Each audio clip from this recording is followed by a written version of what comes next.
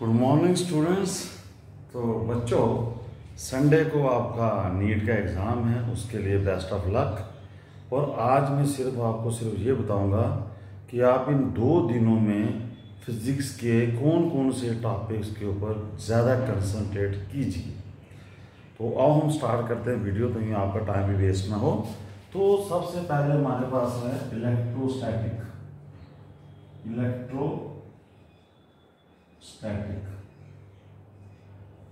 तो बच्चों, इलेक्ट्रोस्टैटिक का जो टॉपिक है उसमें आप ज़्यादा कंसंट्रेट कीजिए कैपेसिटर के ऊपर। कैपेसिटर के जितने भी क्वेश्चंस बनते हैं उनको आप एक बार फास्ट रिवीजन दीजिए। कैपेसिटर के जैसे कौन कौन से क्वेश्चन हैं कैपेसिटर के, जैसे कैपेसिटर में क्या क्या आता है। सबसे पहले आपको पता होना चाहिए ग्रुपिंग ऑफ कैपेसिटर, कि सीरीज पैरेलल उनका इक्विवेलेंट कैपेसिटी कैसे निकालते हैं। एक तो वो टॉपिक हो गया। दूसरा टॉपिक कीजिए कि मान लें आपके पास कोई कैपेसिटर है, वो देता है, उसके अंदर वो इंसर्ट करता है जैसे different dielectric slabs K1 K2 K3, अंदर कभी सीरीज में कभी पैरेलल में, उस तरह का क्वेश्चन देख लीजिए। एक आप देखिए कि एनर्जी स्टोर्ड इन कैपेसिटर के टॉपिक जो है वो मतलब कैपेसिटर का पोर्शन आप थोड़ा सा ध्यान से देखिए, क्योंकि कैपेसिटर के पोर्शन से ही आपको इलेक्ट्रोस्टैटिक का क्वेश्चन इस बार आपको देखने को मिलेगा। और दूसरा, अगर आप थोड़ा सा ज़्यादा ध्यान देना चाहते हो तो दूसरा इलेक्ट्रिक पोटेंशियल पर जोर दीजिए। इलेक्ट्रिक पोटेंशियल के क्वेश्चन जो हैं, इलेक्ट्रिक पोटेंशियल, उसके ऊपर आप थोड़ा सा फोकस डालिए, तो आपके 2 क्वेश्चन आपके इलेक्ट्रोस्टैटिक के यहीं से आएंगे इस बार। अब बच्चों, आगे बात आती है हमारी करंट इलेक्ट्रिसिटी। तो जो करंट इलेक्ट्रिसिटी का लेसन है, करंट इलेक्ट्रिसिटी में आप फोकस कीजिए अभी इस वक्त। जैसे आपने देखा होगा कि किरचॉफ्स करंट लॉ और किरचॉफ्स वोल्टेज लॉ को अप्लाई करना आपको आना चाहिए। अगर आपको ये वाला लॉजिक कंसेप्ट क्लियर है, KVL और KCL अप्लाई करना आते हैं, समझ लीजिए आपका क्वेश्चन तैयार है। दूसरा फोकस कीजिए आप डिवाइसेस के ऊपर, वो है पोटेंशियोमीटर और मीटर ब्रिज। इसका एक क्वेश्चन आपको बन सकता है। और तीसरा जो आपको इम्पॉर्टेंट, जो मतलब आपको हमेशा आता ही आता है, चाहे जो मर्जी एग्जाम हो, IIT हो चाहे नीट हो, वो है इलेक्ट्रिक पावर। इलेक्ट्रिक एनर्जी और इलेक्ट्रिक पावर का क्वेश्चन जो है वो आपको पता है, सेल वाले क्वेश्चन आते हैं, सारे बल्ब्स वाले क्वेश्चन आते हैं, सीरीज पैरेलल। कभी आपको पूछेगा कि एक बल्ब को हटाकर दूसरे बल्ब लगा दिया, तो आप बताइए कि बाकी बल्ब पर क्या फ़र्क पड़ेगा, उनकी हीटिंग पर, उनकी लाइटिंग पर। तो इस तरह का आप देखिए हीटिंग इफेक्ट वाले क्वेश्चन जो है ये बहुत इंपॉर्टेंट है। तो ये टॉपिक ये तैयार कर लीजिए इलेक्ट्रिक पावर वाला। एक टॉपिक आप KVL KCL पर नज़र लगा लीजिए, और एक थोड़ा सा डिवाइसेस के ऊपर। बच्चों, जो मैग्नेटिक इफेक्ट्स ऑफ करंट है, मैग्नेटिक इफेक्ट्स ऑफ करंट जो लेसन है, उसमें आप सबसे पहले आप फोकस कीजिए लोरेंट फोर्स के क्वेश्चन के ऊपर। लोरेंट फोर्स का मतलब कि जैसे आपको मैग्नेटिक फील्ड दी जाती है, उसमें कोई चार्ज पार्टिकल एंटर करते हैं, तो वो सर्कल में घूमेगा। अगर चार्ज पार्टिकल, तो जब सर्कल में घूमेगा तो उसका रेडियस, उसकी किनेटिक एनर्जी, उसकी मोमेंटम, मतलब उस तरह के क्वेश्चन। कई बार आपको पता होगा कि मैग्नेटिक फील्ड में 3-4 particle, alpha particle, electron, proton घुसाता, पूछता है कि किसका कर्वेचर ज़्यादा होगा, किसकी शेप कैसी होगी। उस तरह के क्वेश्चंस के ऊपर आप ज़्यादा जोर दीजिए। प्लस लोरेंट फोर्स, जैसे आपको बोलेगा कि मैग्नेटिक फील्ड नॉर्थ की तरफ है, इलेक्ट्रॉन आपने एंटर किया ईस्ट की तरफ, बताइए वो किस तरफ डिफ्लेक्ट होगा, तो वो वाला लोरेंट फोर्स की बात कर रहे हैं। एक क्वेश्चन आप ये तैयार कर लीजिए। एक क्वेश्चन आप तैयार कीजिए कि जैसे आपको मैग्नेटिक फील्ड की वैल्यू पता है कि स्ट्रेट कंडक्टर की मैग्नेटिक फील्ड कितनी है, सर्कल की कितनी होती है, फिर इस तरह वो आपको इकट्ठे जोड़कर आपको वो देता है। जैसे मान लो आपको बोला ये इधर से जोड़ दिया ऐसे, वो पूछेगा आप बताइए जी यहाँ पर कितनी मैग्नेटिक फील्ड होगी, या इस तरह के क्वेश्चन आपको बोलता है ये कंडक्टर I1 आ रहा है, ये कंडक्टर I2 आ रहा है, बोलेगा यहाँ पर कितनी मैग्नेटिक फील्ड होगी। तो इस तरह का आपका, जिसमें सर्किट आप जैसे आप आधी आग जोड़ो, आधा स्ट्रेट कंडक्टर जोड़ो, वो आपने देखे होंगे क्वेश्चन। उस तरह के जब आपको क्वेश्चंस आते हैं वो थोड़ा सा नज़र लगाइए उनके ऊपर, वो बहुत इंपॉर्टेंट है। और ये दोनों टॉपिक अगर आपको आते हैं, समझ लीजिए आपका क्वेश्चन वहाँ पर आपको मिलेगा, इन्हीं दोनों में से मिलेगा आपको इसका क्वेश्चन ज़्यादा। अब बच्चों बात करते हैं हम आगे इलेक्ट्रोमैग्नेटिक इंडक्शन। इलेक्ट्रोमैग्नेटिक इंडक्शन में जो आपको क्वेश्चन मिलेगा वो आपको देखने को मिलेगा, जैसे आपके पास है फैराडे सेकंड लॉ का ये फार्मूला d∅dt, इसके रिलेटेड क्वेश्चन जितने भी बनते हैं डिफ्रेंशिएशन करके या उसकी डायरेक्शन करंट इंड्यूस करंट जो पैदा होते हैं, जैसे लेंजिस लॉ का क्वेश्चन आपको हमेशा मिलता है। जैसे देखिए एक सिंपल सा क्वेश्चन है जो बड़ी बार आता है, जैसे आपके पास एक कॉइल है और ऊपर से एक मैग्नेट है, वो पूछता है कि जब मैं मैग्नेट को फेंकूंगा इस कॉइल के अंदर से तो बताइए कि उसकी एक्सेलरेशन घटेगी, बढ़ेगी, सेम रहेगी। तो ये एग्जांपल है। तो इस तरह के आप लेंस लॉ के ऊपर जितने भी क्वेश्चन बनते हैं वो मान के चलिए कि आप एग्जाम में आपको क्वेश्चन दिखेगा डायरेक्शन का। जैसे आपको पूछ सकता है कि ये मेरे पास कोई एक यू शेप फ्रेम है, तो इधर मेरे पास कंडक्टर है, वो बोलता है कि ये कंडक्टर मान लीजिए वेलोसिटी v से इधर जाता है, यहाँ पर कोई मैग्नेटिक फील्ड दे देता है यहाँ पर, तो पूछेगा करंट की डायरेक्शन किस तरफ होगी। अगर मान लीजिए ये पी एंड है या क्यू एंड है, कौन सा एंड आपका हाई पोटेंशियल बनेगा, कौन सा लो पोटेंशियल बनेगा, जब आप इसको इधर खींचोगे तो कितना वर्क करोगे, कितनी पावर जनरेट होगी। तो मतलब इस तरह के टॉपिक्स आप थोड़ा सा डिटेल में देख लीजिए। बाकी इसके आगे वाला जो टॉपिक है वो आप देखिए, जैसे LCR सर्किट, LCR सर्किट के ऊपर जोर दीजिए तीनों के ऊपर, इंडक्टर की प्रॉपर्टी, कैपेसिटर की प्रॉपर्टी, रेसिस्टर की प्रॉपर्टी, इनके ऊपर जोड़कर सर्किट बनते हैं। उन क्वेश्चंस में भी आपको जैसे इम्पीडेंस निकालना, पावर निकालना, रेजोनेंस फ्रीक्वेंसी के ऊपर लॉजिक जो लगता है वो वाला क्वेश्चन तैयार कर लीजिए। ट्रांसफार्मर तो सबसे ईजी, अगर वो आता है तो वो आपके लिए तो लॉटरी है, तो उसको फार्मूले को नज़र मान लीजिए, इतना तो है नहीं उसमें, लेकिन वो भी काफ़ी इम्पॉर्टेंट है। बच्चों इसके आगे आपकी आती है इलेक्ट्रोमैग्नेटिक वेव। इलेक्ट्रोमैग्नेटिक वेव में आप पढ़िए कि पहले तो आप स्पेक्ट्रम याद कर लीजिए, जैसे रेडियो से लेकर एक्सरे तक जितनी भी रेडिएशन है इनकी वेवलेंथ किसकी ज़्यादा है, फ्रिक्वेंसी किसकी ज़्यादा है, कई बार इस तरह का क्वेश्चन आता है। इनके यूजेस कहाँ पर है, ये ओरिजिन कैसे होती है, ये थोड़ा सा इसके ऊपर ध्यान दीजिए इसके ऊपर। अब आगे बात करते हैं हम आपकी ऑप्टिक्स के ऊपर। तो बच्चों ऑप्टिक्स सबसे इम्पॉर्टेंट है, गेम चेंजर है, कई बार 4-5 क्वेश्चन आ जाते हैं। सबसे पहले आप टोटल इंटरनल रिफ्लेक्शन के ऊपर क्वेश्चन पर ध्यान दीजिए, जिसमें आपको ये critical angle U = 1 sin ICT, ये जिसमें फार्मूला लगता है टोटल इंटरनल रिफ्लेक्शन वाला कंसेप्ट। और फिर रिफ्रैक्टिव इंडेक्स की जो डेफिनेशन है, जैसे रिफ्रैक्टिव इंडेक्स की 3 है, sin I sin R, या real depth upon apparent depth, या वेलोसिटी वैक्यूम वेलोसिटी, ये तीनों डेफिनेशन मिलाकर आपको कोई ना कोई एक क्वेश्चन पूछेगा रिफ्रैक्टिव इंडेक्स के ऊपर। एक आपको टोटल इंटरनल रिफ्लेक्शन के ऊपर क्वेश्चन पूछ सकता है, critical angle total internal reflection का कोई 10-12 क्वेश्चन आप स्टडी कीजिए, आपको आइडिया लग जाएगा।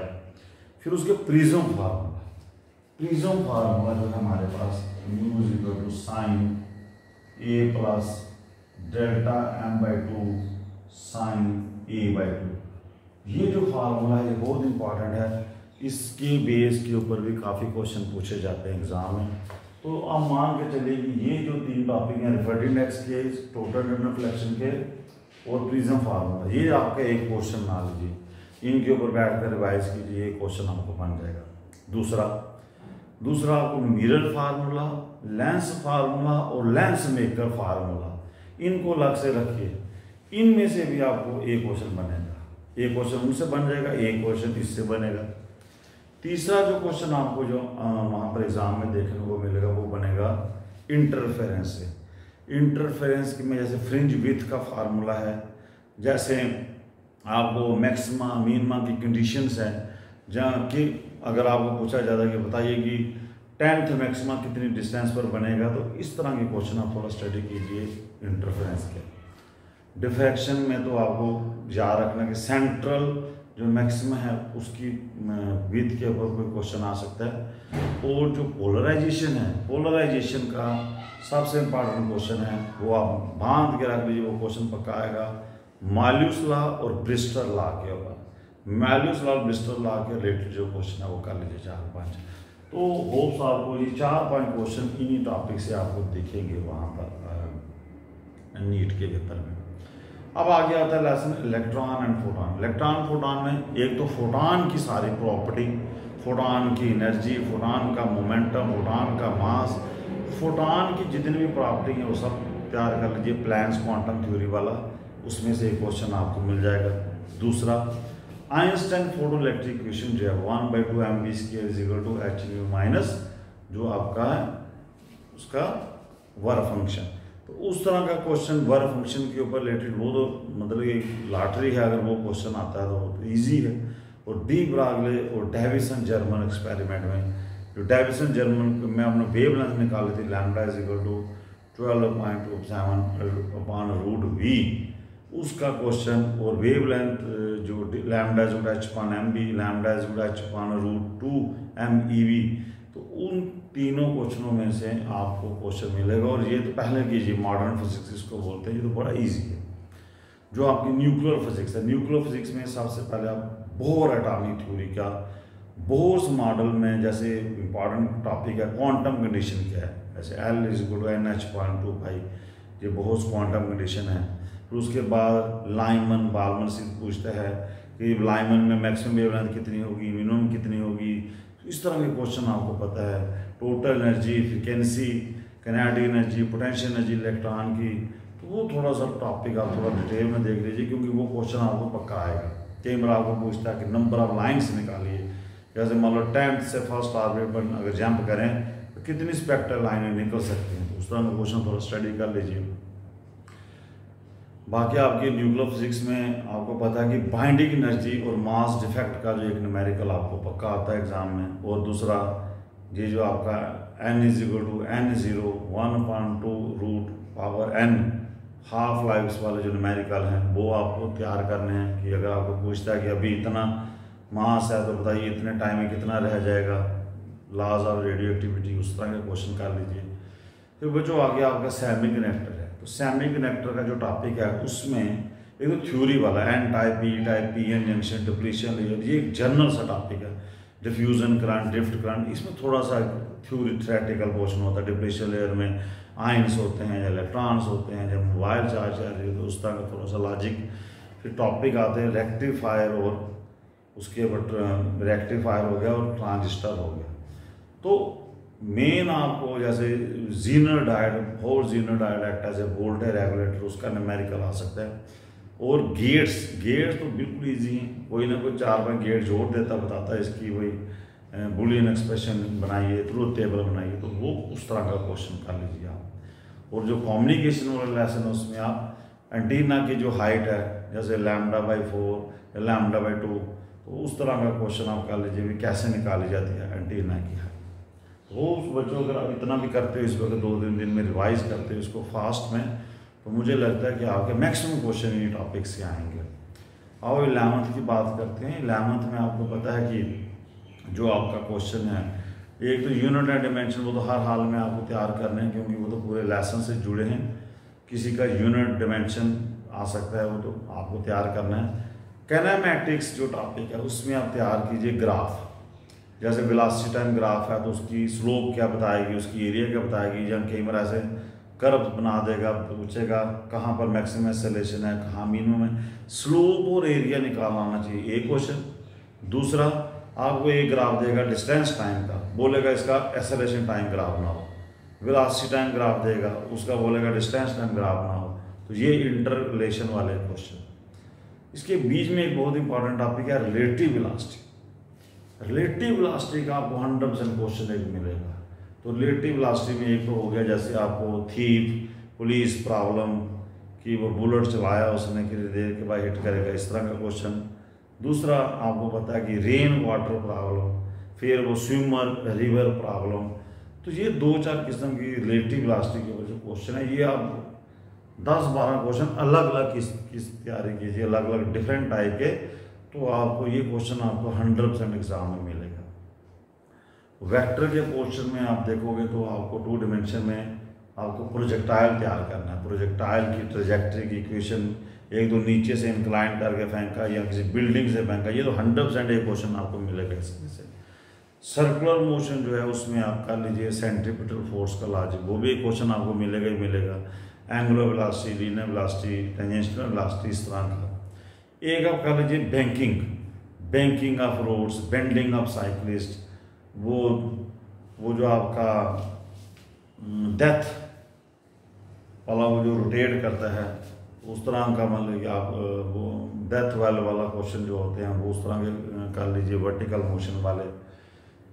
फिर आप बच्चों आगे जो हमारा जैसे लॉज ऑफ मोशन है, लॉज ऑफ मोशन में आपको मैक्सिमम क्वेश्चन आपको मिलेंगे जैसे ये ब्लॉक प्रॉब्लम, एक ब्लॉक 3 ब्लॉक जोड़ दिए, एक को फोर्स लगाई या दोनों साइड से फोर्स लगाई या फोर्स इंक्लाइन करके लगाई, तो बताइए एक्सेलरेशन टोटल कितनी होगी, या 2 बाल अगर ब्लॉक जुड़े हुए हैं तो बीच में टेंशन कितनी होगी।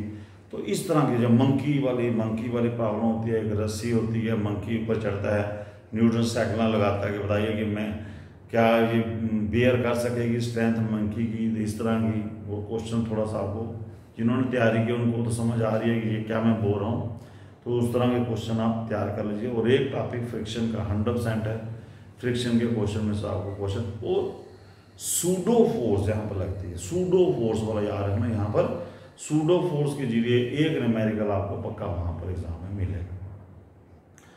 बच्चों जो वर्क पावर एनर्जी में सबसे इंपॉर्टेंट टॉपिक जिसको आप बिन छोड़ नहीं सकते वो है कोलिजन का टॉपिक आप तैयार कर लीजिए, समझे एक क्वेश्चन आपको आ गया। दूसरा आप law of conservation of energy कैसे लगाना है, अगर वो आपको आता है तो 2 क्वेश्चन आपके तैयार।